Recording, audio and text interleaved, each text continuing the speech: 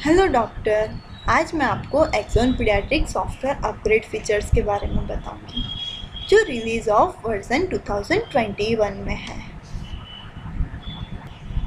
जिसमें first change is print case number title as a UHID, जो optional change है। कई हॉस्पिटल्स में प्रिंट के लिए UHID नंबर्स यूज़ करते हैं, कई हॉस्पिटल्स में केस नंबर। तो वो कैसे हम लोग सेट कर सकते हैं? उसके लिए आपको एक ऑप्शन है कस्टमाइज, जहाँ पर एप्लीकेशन कॉन्फ़िगरेशन में जाओगे और सर्च करोगे UHID, तो यहाँ पर आपको डिस्प्ले होगा टाइटल फॉर केस नंबर और UHID, ये दोनों ऑप्शन मिलेंगे। अगर UHID करोगे और सेव कर दोगे तो आपका जो भी नया प्रिस्क्रिप्शन जनरेट करोगे उसमें UHID as a title case होगा। अगर आप केस नंबर सिलेक्ट करोगे तो as a title case number आएगा। सेकेंड फीचर जो है वो SMS के हिसाब से है। SMS में कई ट्रायल के हिसाब से DLT based SMS compatibility almost सभी मैसेज में रहता है। जो हमारे अप्रूव्ड SMS है उसके लिए कौन कौन से अप्रूव्ड SMS रहते हैं? Welcome SMS, appointment booking SMS, appointment reminder SMS, birthday wishes, reschedule appointment, vaccine reminder और कोई भी जेनरिक बल्क SMS जो आपके SMS वेंडर के थ्रू से अप्रूव हुआ होगा, वो आप यहाँ से भेज सकते हो। तो उसके लिए हमने क्या सॉफ्टवेयर में चेंज किया है? आप सॉफ्टवेयर में यहाँ पर जब SMS टेम्पलेट्स बनाते हो, ठीक है, तो अभी क्या है कि SMS वेंडर की तरफ से गवर्नमेंट ने कई रूल्स के हिसाब से एक टेम्पलेट फिक्स किया है। जैसे कि कोई पर्टिकुलर एक SMS के लिए आपको एक टेम्पलेट ID दिया जाएगा। अगर वो वेरीफाइड SMS होगा तो ही उसका टेम्पलेट ID आपको मिलेगा, और वो टेम्पलेट ID हम लोग जब SMS साइन करते हैं कोई भी कस्टमर को तो उसके थ्रू ही चेक होता है। तो जब भी हमारा टेम्पलेट का नेम और DLT टेम्पलेट ID अप्रूव्ड है और वो चेक होगा, अगर वो दोनों सही है तभी जाके वो पेशेंट को या आपके कोई भी कस्टमर है उनको SMS पहुंचेगा। तो उसके लिए हमारे पास पहले यहाँ पर DLT टेम्पलेट ID का फील्ड नहीं था, जो हमने अप्रूव किया है, मतलब यहाँ पर डाला हुआ है। जो भी आपके अप्रूव्ड ID होंगे वो यहाँ पर आपको डालना रहेगा। जैसे कि अपॉइंटमेंट रिमाइंडर है तो अपॉइंटमेंट रिमाइंडर का टेम्पलेट नेम आपको यहाँ पर डालना रहेगा जो भी अप्रूव्ड है, और ट्राई करना है कि आपके जो भी टेम्पलेट अप्रूव्ड है उसका नाम इसी हिसाब से रहे। अपॉइंटमेंट रिमाइंडर है, अपॉइंटमेंट SMS है तो इस तरह से रहेगा। वो आपको यहाँ आपके वेंडर के थ्रू ही मिल पाएगा, और यहाँ पर आपको टेम्पलेट का ID जो रहता है वो डालना रहेगा। फिर आप SMS फीचर्स जैसे आप यूज़ करते थे वैसे ही कर सकते हो। Third change is add diagnosis instructions in Unicode prescription. जब हम लोग यूनिकोड प्रिस्क्रिप्शन जनरेट करते थे तब आपको डायग्नोसिस का जो इंस्ट्रक्शन अगर हमने मास्टर में डाला था वो प्रिंट होके पहले नहीं आता था, जो हमने ये वर्ज़न में इम्प्रूव कर दिया है। सॉफ्टवेयर के अंदर मैंने अभी एक आपको एग्जांपल देती हूँ कि जैसे कि मैंने अभी जो डायग्नोसिस है मलेरिया, उसके अंदर यहाँ पर प्रिकॉशंस में मैंने इंस्ट्रक्शन डाला है जो पहले हमारे प्रिंट आउट में नहीं आता था यूनिकोड। अभी हम लोग चेक करते हैं कि ये प्रिंट में आता है कि नहीं। तो यहाँ पर मैं पर्टिकुलर कोई भी एक पेशेंट को ले लेती हूँ, ठीक है।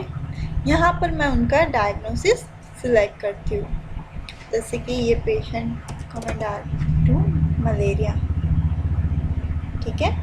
अभी मुझे यहाँ पर प्रिंट करना है यूनिकोड प्रिस्क्रिप्शन। नॉर्मल प्रिस्क्रिप्शन में तो वो इंस्ट्रक्शन आता ही था, लेकिन यूनिकोड में नहीं आता था। तो अभी हम लोग चेक करते हैं यूनिकोड प्रिस्क्रिप्शन के अंदर।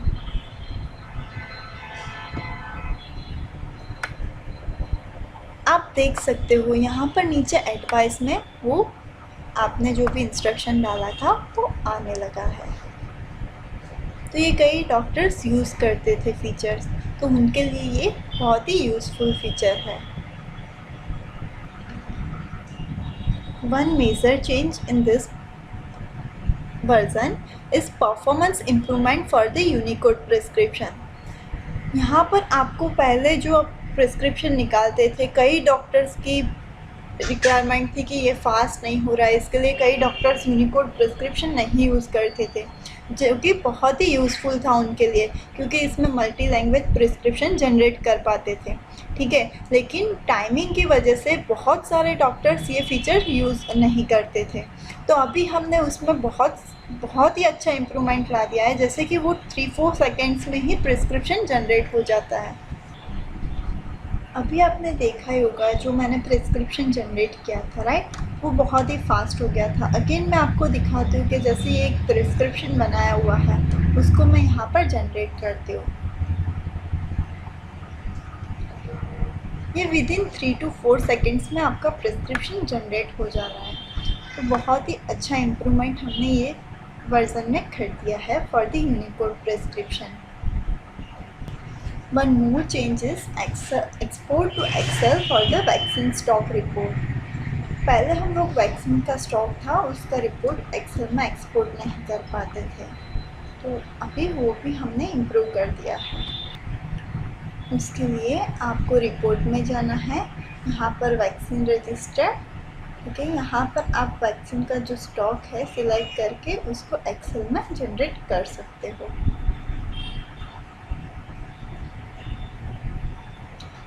सारे रिपोर्ट्स हमने एक्सेल में दिए हुए हैं वैक्सीन के रिलेटेड,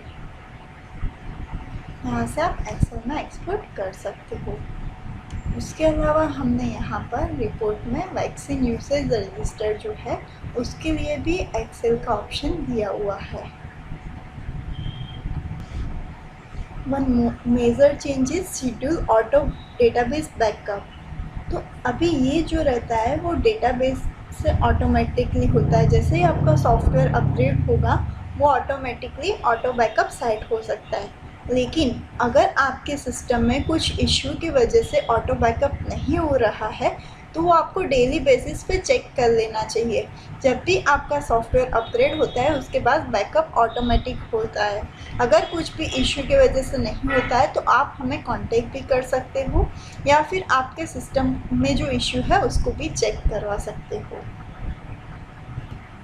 ऐसे कई फीचर्स हम आपको अपग्रेड करके देंगे, और जो भी फीचर्स हम लोग अपग्रेड किया होगा, कोई भी नया फीचर्स सॉफ्टवेयर के अंदर इम्प्लीमेंट हुआ होगा तो उसके वीडियोस आपको शेयर करते रहेंगे। तो प्लीज़ आप मेरा चैनल सब्सक्राइब कीजिए, लाइक कीजिए, ताकि आपको सबसे पहले अपडेट मिल जाए। Thank you for watching this video. If you have any queries or suggestions, please mail us on support@.co.in. Thank you.